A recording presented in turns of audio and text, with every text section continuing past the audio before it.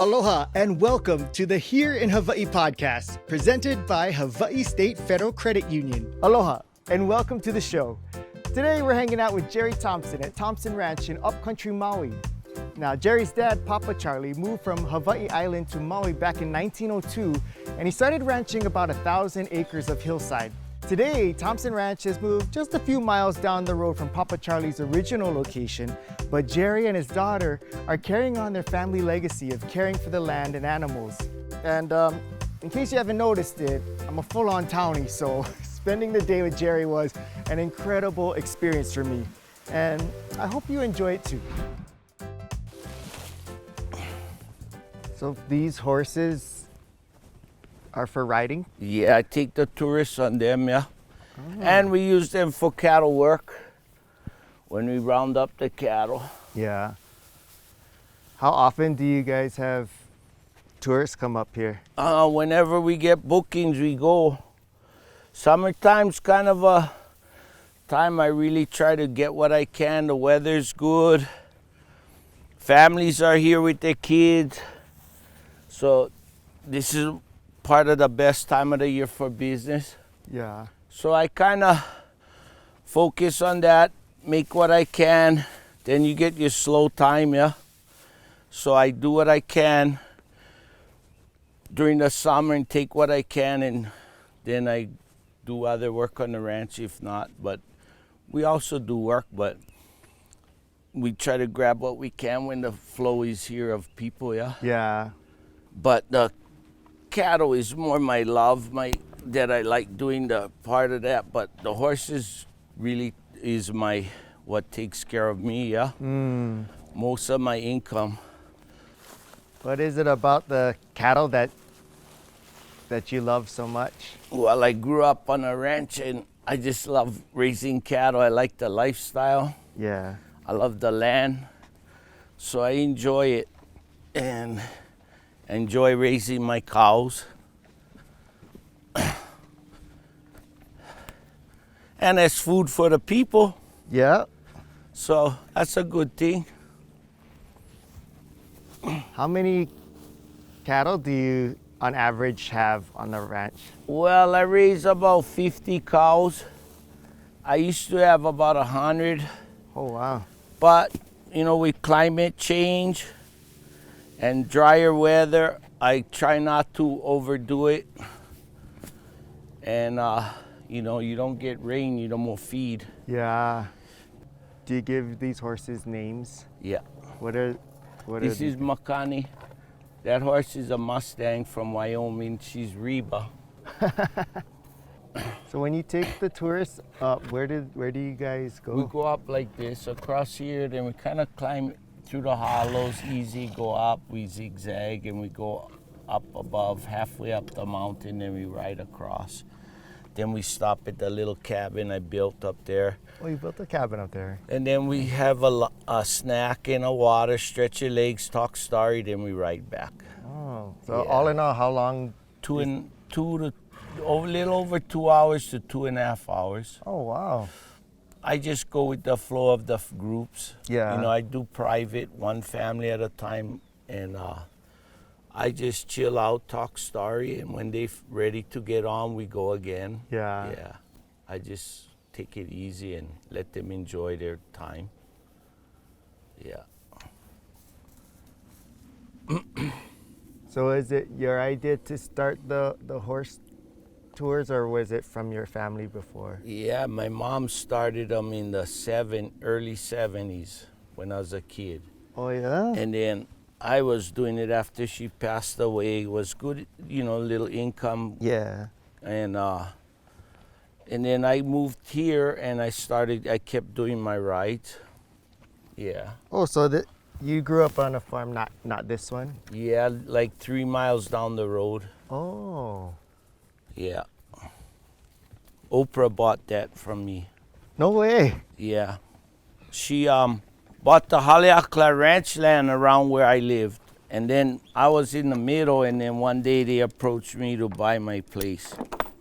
And that's why I moved here. Oh.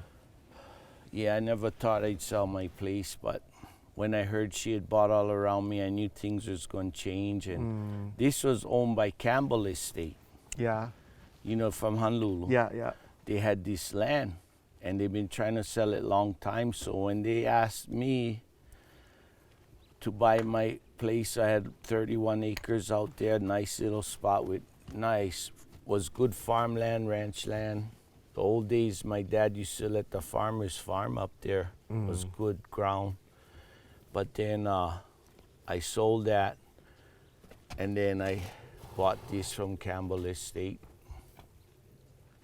So you had 31 acres there. How many acres? 1,400 over here. Wow. So big difference there. Yeah. They dropped the price for me.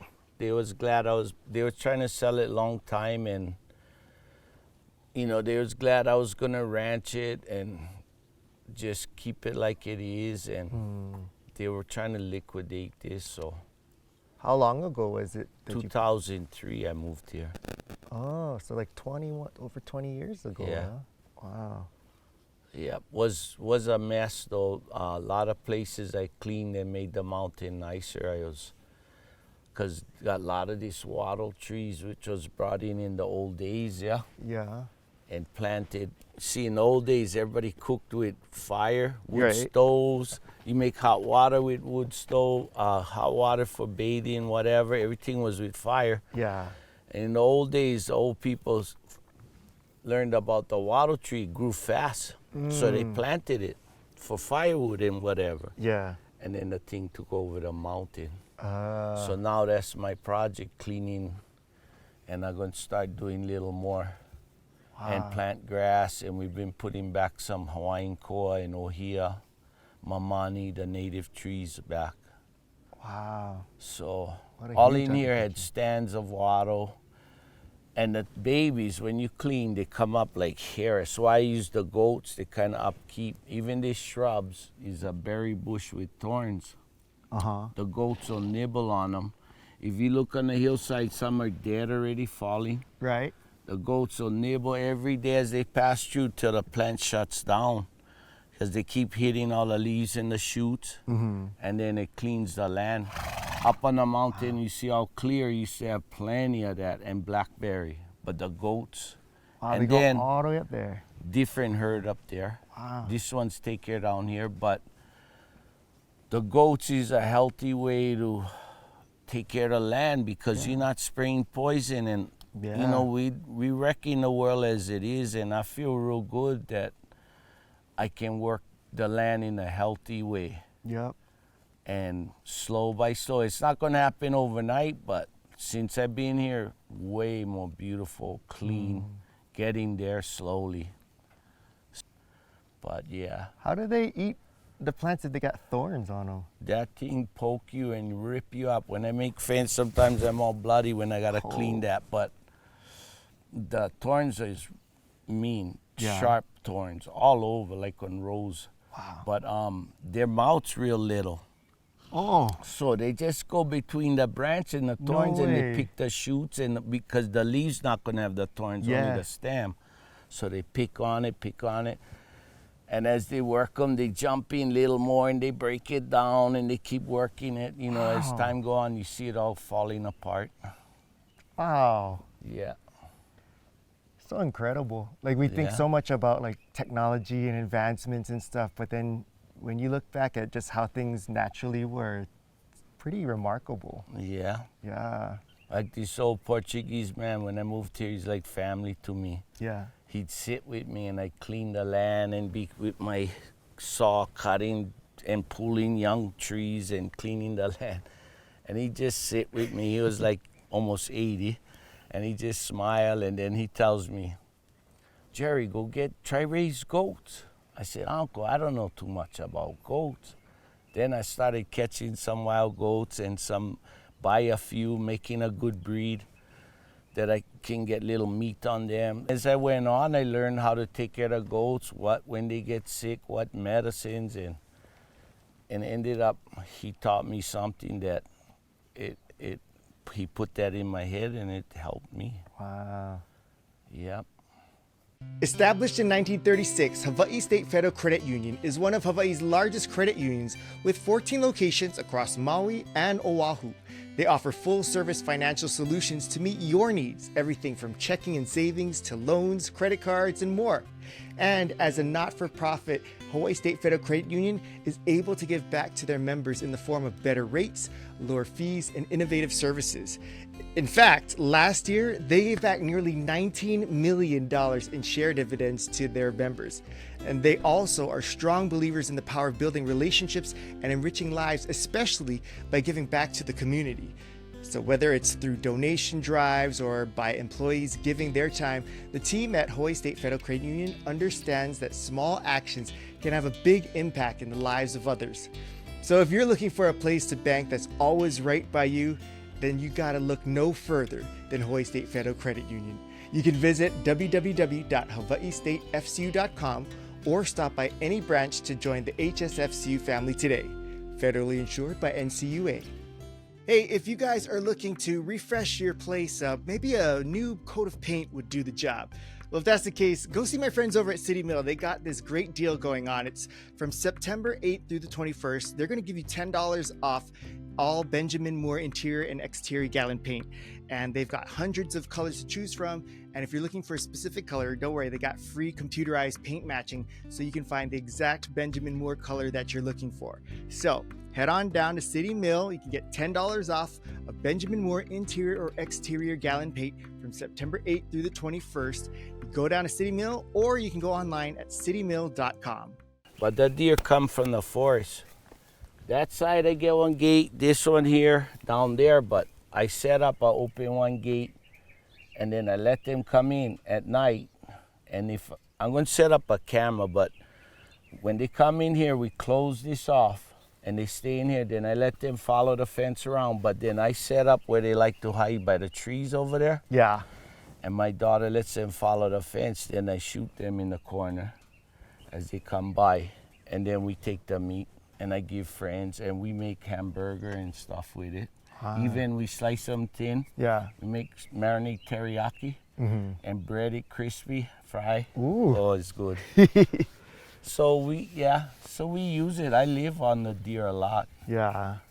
But how would you describe the deer meat as far as like the consistency and texture and flavor? Well, the deer, if I grind a deer burger and fried one for you, you wouldn't know you was eating that or beef. Oh, is that similar? Yeah. It's because the deer on this island, not like the mainland, the deer eat sage and other brush, but here they got the good grasses, so the meat is got no taste to it other than a clean taste of no, like sage will give us different taste. Yeah, and stuff. But our deer is just like eating beef. Yeah, see, what we having problems with, the deer are overrunning the island. I don't know if you saw some of the documentaries. The deer are, with our droughts and the land changing so much with less rain, and then the deer are in by the thousands. And there's places that they just take the ground down to dirt and eat the grass, and where they congregate and live in herds, they'll chew down the grass till it's down to nothing, and then you get only weeds growing. As a rancher, the ranchers are having a hard time. My place looks good over here because I rest in this one. I've kind of, some of these pastures I put up fence again now because of deer problem. I had to redo my fences to keep them out. But yeah, because if not, you cannot raise cattle. Yeah, because they take it all out. And when you go sleep at night, they're out like termites just eating your grass. So you cannot, like when you ranch, you make pastures. You save your grass. When the rains come, you move your cows, you let that come nice. You bring them back, you let the other one rest. With the deer, if you don't have the right fencing, you cannot. They just in there taking it down, and you cannot even rotate your pastures. It's terrible. Yeah. So is it because they breed so fast? Yeah, A doe can have 1 to 2 babies. Within little over a year, she can have babies twice. Wow. But and they're smart. They're not easy to hunt. You know, I mean, they're very alert. They're smart. They're gonna hide in the brush. So, you know, and when you see them, you go hunt. You might shoot one, but what is one gonna do? So I tried making this trap where I catch one bunch. You know, and then I feel bad. I don't want to waste it, but I always try to set it up where I give people the meat. Last time I had to clean 6 of them. I was tired, me and my daughter, taking off the meat. I was even to the last one. I was so tired. I said, you know what? We'll go throw this one for the dogs. Because I give the dogs all the scraps. She said, Dad, that's kind of waste. So I look at her. I said, yeah, I'm tired, but you know what? What the heck's one more? So we cleaned it and whatever. But yeah.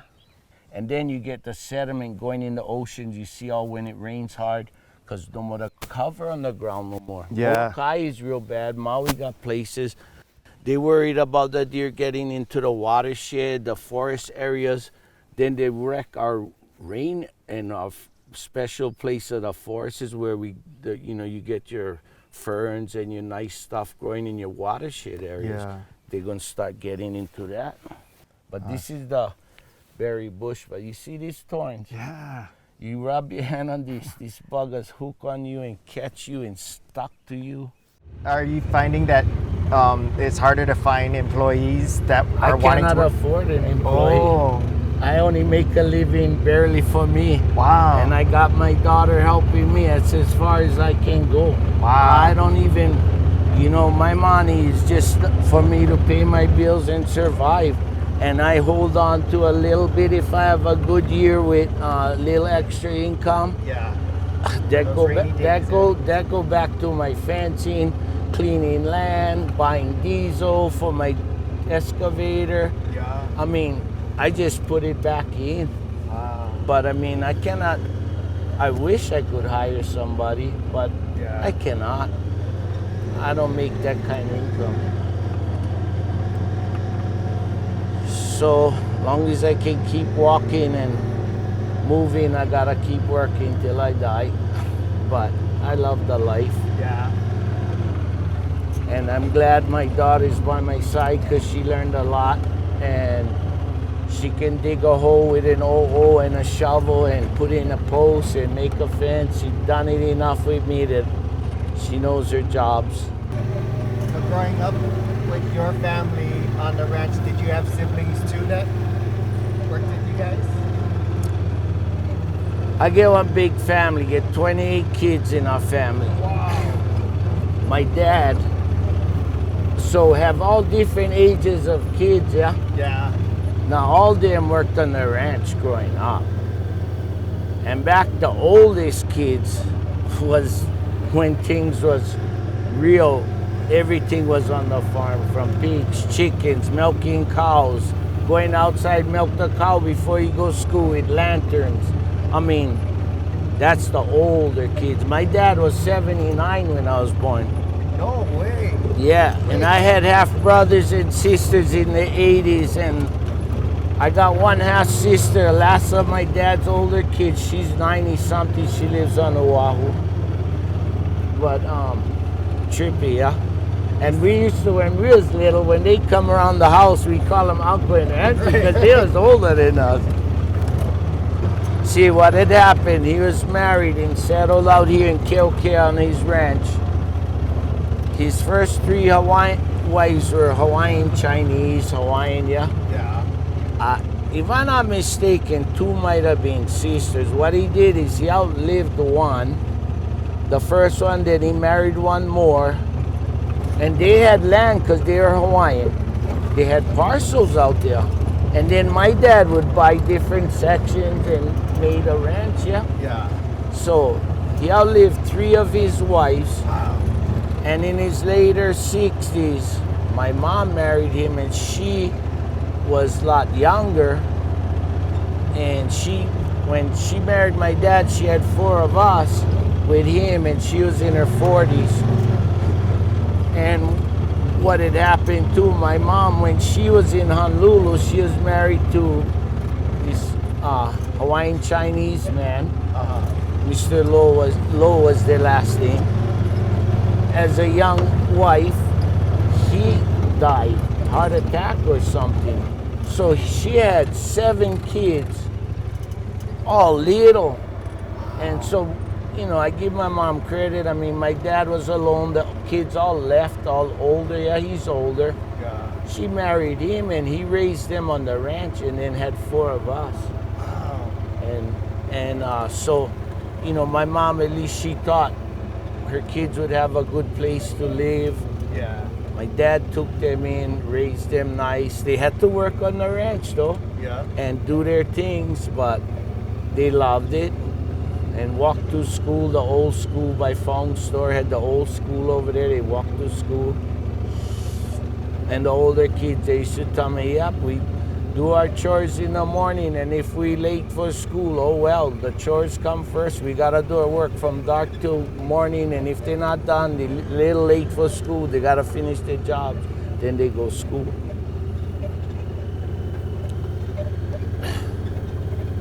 So what was your mom's family background?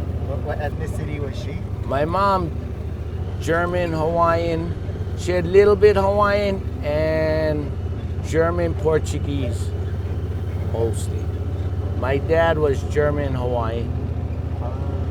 My dad grew up on the Big Island in Kona, and his father, now my dad was born in 1879, okay, so, and he lived old. Everybody used to call him Papa Charlie because everybody knew him, but my dad grew up on the Big Island. His father came over in the old days when the ships came in. Yeah. My dad's father was just a young boy. Whether he was an orphan or maybe a poor family that maybe the boat, the ship they go out, maybe they pay the parents so much you come be a worker on the ship. They threw him on the boat, whatever. He was just a kid.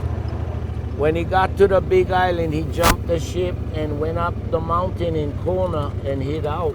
And he changed his name to Thompson because if the ship come in, they're gonna ask around. They don't know who is that. Yeah. And this little Hawaiian girl used to walk to school, and he'd be up in the mountain, and I guess close by where she'd walk home and whatever, and maybe he was eating guavas, fruits, whatever he could find. And she started to bring him food. They got to be friends. He went live with her family. They took him in. He ended up marrying her. Wow. And so that's how my dad was half Hawaiian German. Wow. My dad spoke Hawaiian fluently. And then when I was little, if some Hawaiian came talk story with him, they just chat away in Hawaiian. But because my dad grew up during the time when everybody really lived and spoke Hawaiian and all that. Wow, what an incredible story. Yeah, pretty cool.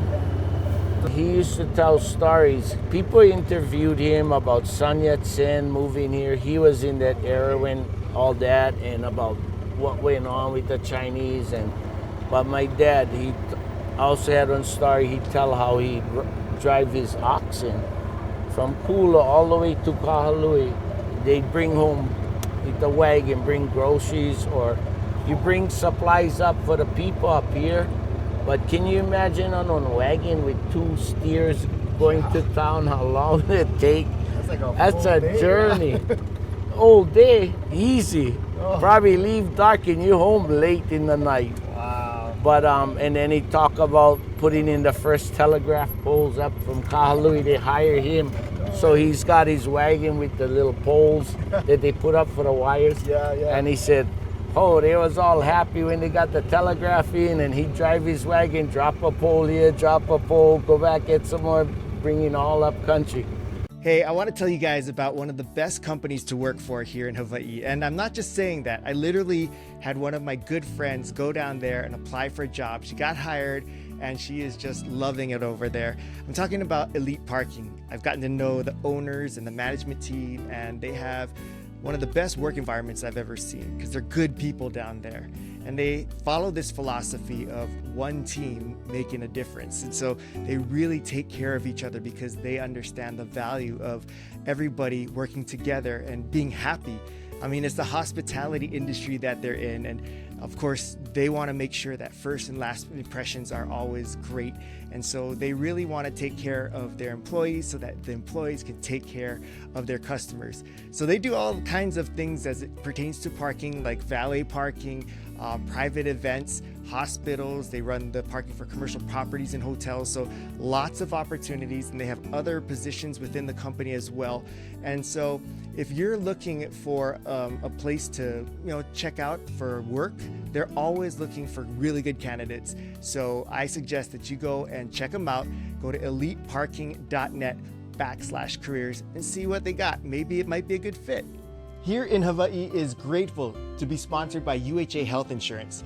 For over 27 years, they've been committed to personalized service, working to provide Hawaii businesses with health plans that help support their employees' health and well-being while building connections through a caring heart. Now, they aren't the biggest health insurer or the oldest, but they're homegrown, they're founded by physicians, and driven by a profound kuleana and privileged duty to care for Hawaii's people. We hope that you enjoy connecting the dots to your why, featuring leaders inspired to malama or care deeply for our community while fulfilling their calling. UHA Health Insurance, your local insurer, offering quality medical, drug, and vision plans to Hawaii employers. Join them at uhahealth.com/HIH. See, those are old ohia trees. All that big one, that's my favorite tree. Why is that one your favorite? They're so beautiful, and they're slow growing, but they just got character. They have the beautiful red lehua blossom. Yeah. That's a tree for the mountain, the rainforest. It's a special tree, the ohia trees. I try to plant back that in the Hawaiian koa. That big tree right there in the front, that's an old ohia tree, a nice big one. Then the far one behind, other bushy one, is a Hawaiian koa I planted. Look how big now. How long did it take for it to get this big? Which? The koa tree. That koa tree might be 15 years old now. Yeah. They grow faster than the ohia. The ohia is a little slower growing, but beautiful tree. When you take all the visitors up here, what are the things that you find you guys connect with the most as far as what you talk about that they really appreciate that you love to share with them? I just share my life about ranching or whatever they ask me, but I talk about the land, what we do, the ranch, or the plants, the birds, the things about up here, whatever, yeah. One lady came with her husband. She said he didn't really want to go, but because I wanted to ride, he came along. When she went back home, she wrote me a nice card. She said, my husband enjoyed it. He said it was so life-changing. Wow. I sat with them, because if they're interested, I talk story about my life or growing up, about the ranch, about just Maui, about our growing up and things we did, and my family, and he was so into it. And if they're interested, I talk. I just tell them things because they want to learn about different places. Yeah, when you come vacation. Yeah. But he enjoyed it, and she wrote me a nice card to me, and I kept it. I still got them. But that was pretty cool. And now that I'm older,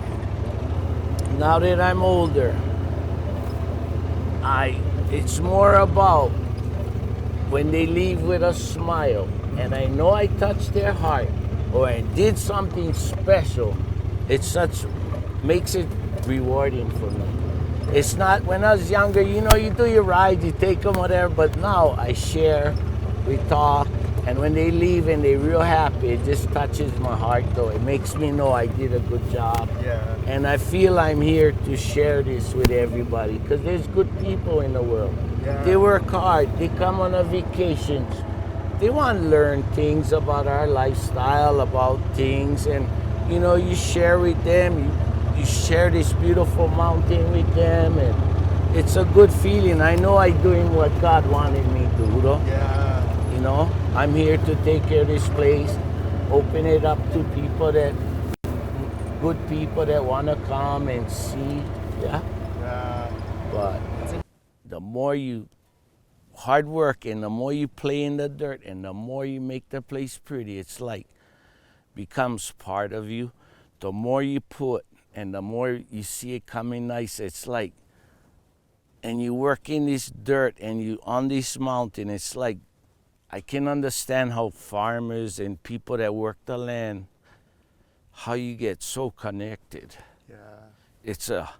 It's a pretty cool thing when you do that, kind of like how the Hawaiians work in the taro fields. And you know, it feeds you, it's part of you. It's pretty cool. This is the lehua ohia, see? I planted these ones here. If you look down this little dip and to that side, right over the hill down here in the trees, over that side is where my dad had his place, where Oprah get now.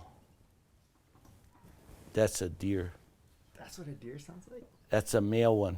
He's a young one. He just got the scratchy little voice yet. Yeah. But when they get bigger, you hear the real deep, strong. But yeah, that's the bucks crying.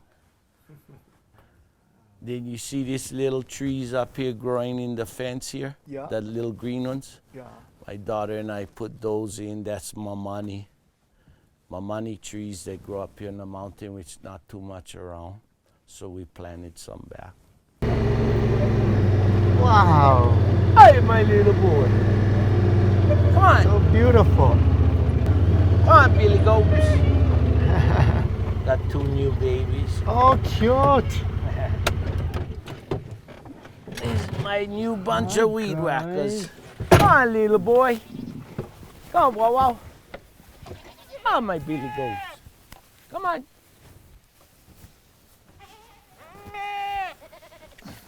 Hi, guys. This looks like a wise old sage. That's Billy, the daddy.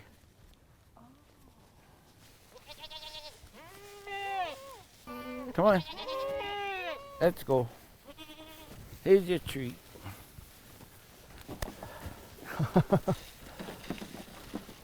Wow.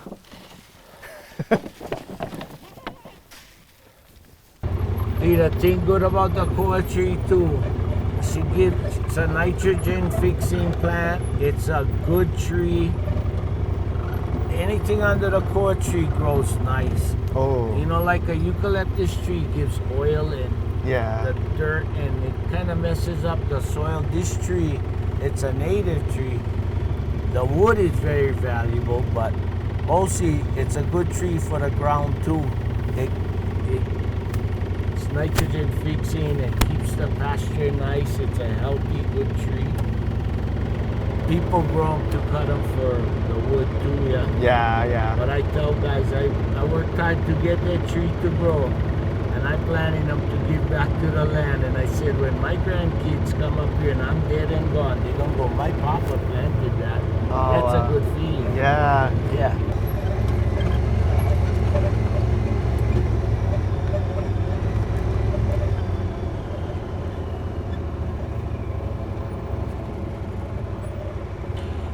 This cow, gotta check her.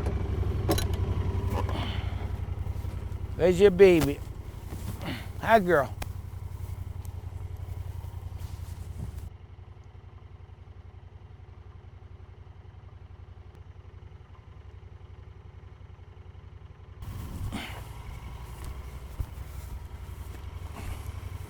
Her bag looks a little bit hard. So I'm just checking, because then you know something might be up. She might be pregnant? No, her calf, I'm kind of looking, because if her bag's tight, Yeah. means something with her calf, maybe. Like one time I had a calf fall in a lava tube, and I knew, you know, when they're not nursing, something's up. If their bag's full, yeah? Yeah, yeah. And me and my daughter had to climb down in the lava tube. One calf fell in. Oh, wow. And we had to go down with ropes, and I had to pull them out. It was like 8 feet down in the lava tube. How did you know it was down there? You could hear it? While I was moving my cows, then around the lava tube had a lot of dirt marked, like where the cow was standing a lot, and I noticed that, and I noticed the cow without her calf. I came back after I was trying to move my cattle, and I looked. Then I heard the calf cried, and I went and looked inside. I heard him cry in the hole, but I couldn't see. It was dark, it's deep. Yeah. And we came back with flashlights. Yeah. Hey, if you're like me and you could use some nicer new furniture to freshen up and spruce up your place, go check out my friends over at City Mill right now. They've got accent chairs and tables like their Davis accent chair, which is on sale right now for only $229.99. And they also have a stylish round top accent table starting at just $99.99. And they also have a 5-piece Elliston dining room set, which is affordable and multifunctional and has a lot of great storage as well built into it. It's only $349.99. So if you need a quick refresh of your place, try check out City Mill or citymill.com. Hey, I wanted to take a quick second to acknowledge and mahalo one of our great sponsors here on the show, and that's Aloha Care. They're a nonprofit health plan, and they've been a really great partner for us in supporting the show. So please support them by going to their website and learning more about them at alohacare.org. All right, now back to the show. Up there on the top where the sun's shining, with a couple trees around like that, way over in the sun. That's kind of was my property right there. My last piece with my daddy, my family left me. That's where I was.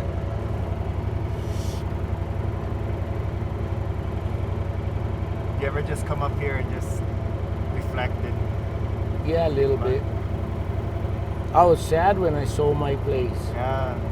Because how many years were you guys there? Where? At My your place? dad Yeah. settled there in 1902. And then I grew up there. I had good memories. We worked hard as kids. I mean, I didn't go to sports after school. I get home was time to go work, but I loved it out there growing up. In fact, when I sold Oprah the place, I was gonna buy this. I went to town one day with my wife who was doing business, and I was kind of sad, choking up, and I called Bob Green, Oprah's partner, and was just gonna go through. I was agreeing on selling my place. I called him, you know what, Bob, freak that, I don't think I want to sell my place. He got all shook. Oh no, Jerry, this and that. I said, I don't know, you know what? It's from my family and I shouldn't sell them, and I love this place and I don't know if I want to. He was all worried. Then I kind of settled down. I went through with it, and was sad that day. I was sad. I came home. As I came up my driveway, had a row of pine trees from my neighbors, like along my boundary, and my gates right there. And you drive in and then to my place. And as I drove in, right there on the flat inside my gateway, I had a beautiful rainbow. Wasn't raining. A beautiful rainbow as I drove into my property. Perfect one. I went, hey. And then I looked up here on this corner right here. In this corner, had one more rainbow. And right there, my heart told me, God telling me, it's okay, go. Wow. It was trippy. And it just made my heart feel better. Yeah. Was trippy. And you know, everything when I got here, it was like I was meant to be here, because my friend and me, my good friend that passed away from diabetes, he had kidney failure, he died, he was my close friend. I sat with him, and he used to always come up here as a kid hunting. This was his mountain. I always tease him, because I'd hunt this side, he'd be here, and we joke around because this is his area. But he told me, oh, Campbell Estate selling this property. They dropped the price. And oh, yeah. And I was thinking what my place were, but I still love my place. But I always wanted to ranch again. I thought about it. I went home. What happens the next day? My neighbor passes by. I'm saddling my horses. He says, "Hey, Jerry, somebody wants to buy your place. They got more money than God." And me, I'm going, "Oh?" So it's like from one step to the next. Yeah. Then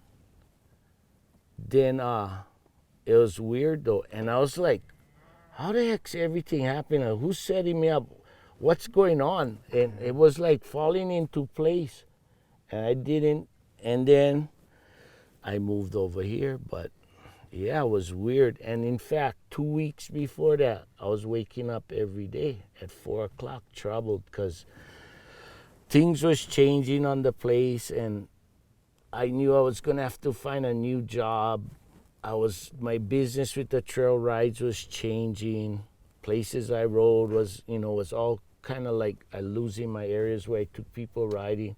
How it was going, yeah. So I was waking up every morning, drinking coffee, smoking my cigarette, going, talking to myself, what my life, what do I want to do? I gotta go find a new deal, what I gonna do with my life, where, and after that 2 weeks, that had all fallen into place, and I came here. It was weird. But the rainbows and that was trippy. And that way my friend talked to me, the next day my neighbor tells me, the next thing you know, I said, well, we'll see. And then I kind of moved here. But it was like I was drawn to come here. Yeah. The way it all happened. It still took the courage for you to follow that, though, even though it was set in place. Those are some tough decisions, yeah. Yeah. I mean, I loved the land. I was excited. My wife and I rode up here from my old place thinking about it. And I'd been here before, but we rode up all the way from my place on the horses, packed a little lunch, came over, ride, thinking about it. I wrapped up a little tea leaf with some food, sweet potato and stuff. I said, I'm going to take this up there, talk to the land, and put this on the ohia tree, and just to say one little prayer, and that maybe I'm going to move here and accept me here if I come. And we sat up here, and then I came here. Oh, yeah? How long was it where you felt like when you made the decision and you're up here that you was like, this was the right move for you? I don't know. I was excited to come, but yet my heart was there, yeah. Yeah. But when I rode and I think about things, I said, wow, we can raise cattle, get plenty work though up here, more work and stuff. But when I came, I was like, I looked around, I said, you know how beautiful it'd be to take people riding to this and I got enough area where I can take a nice ride, and maybe we'll survive and have a good business. And I thought would be great. And looking at the places, like people would love riding up here, and then we started doing it. Yeah. But I never forget that rainbows. That was a trip. Yeah. Right in front of my gateway, one perfect one, and I looked up here because I knew that I felt like that was telling me something, and I felt good seeing the rainbow. And then when I looked up this way, right on this corner in this property, had one more, two. And I went, going. Yeah. Yeah, it was trippy. Yeah. Did you think much about when the decision you're trying to decide, do you think about like what your dad would have wanted or thought? Well, I was still going in his shoes. I felt, as ranching. Yeah. I was still going to take care of land, and I figured he'd still be proud of me, and I kind of brought back the legacy of what he did ranching. We really ranching again. I had more land. I felt good. Yeah. Yeah. Come, girls. Come, girls. She like this, and that's my friend. She looking if I gonna give her feed. Oh. sorry, we don't have anything. If I brought a bag of feed and called them, they would all come by me. Wow. Oh, look, they're all coming. So how could you tell that that calf was that cow's baby? The cow out there, Yeah. I was watching what she was thinking. You watch them, she knows where a calf is. If she's not with him, you're going to see her looking. Then you start seeing where she's looking at. Then I saw the calf in the grass. Oh. So you just kind of put your head in hers, Yeah. kind of see her, what she's thinking, and then you figure it out. What about that one? How did you know that was her baby? Because she talked to it when I went by the fence. And she didn't have a calf, but I could tell looking at her, she just had a calf. Oh. But I only had one with a calf, so I was worried that one little one might have got through the fence and then now don't have the mom. But then I looked and I said, yeah, she just had her calf. But I wanted to make sure, if not, would be starving, can't get its milk, yeah. Yeah. This guy is part Hawaiian horse, which is the first horses were here in Hawaii when they were brought in from the Spanish or the Mexicans. The first horses came to the islands, they call them Hawaiian horses. They're like the Mustangs that live wild in the mainland, but his great-grandma was my first horse. She came from Molokai, and you don't see very many Hawaiian horses around now. Wow. Yeah. So he's from way back bloodline of the first horses on the islands. Yeah, a little boy. So how old is he? He's about 19 already. Wow. His name is Makani.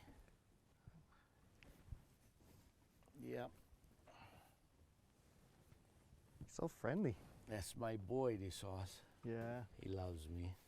I used to ride him and cowboy with him. Now I don't because he's getting older. I let my daughter ride him. She's light. Oh, hello. That's Jimmy boy. Hi, Jimmy. That's my daughter's little horse, but I mean for the tourists too though. Wow. They're so friendly. Yeah. That's because they got a lot of love from us. Yeah. They like our family. My horses get old, hard for me to put them down. If they still good and they're not hurting, I try to let them live out their life. I look at it like, you served me well, you made me a living, I gotta give back to you little time. Even if it costs me a little bit taking care of them, I give them that if they're not suffering.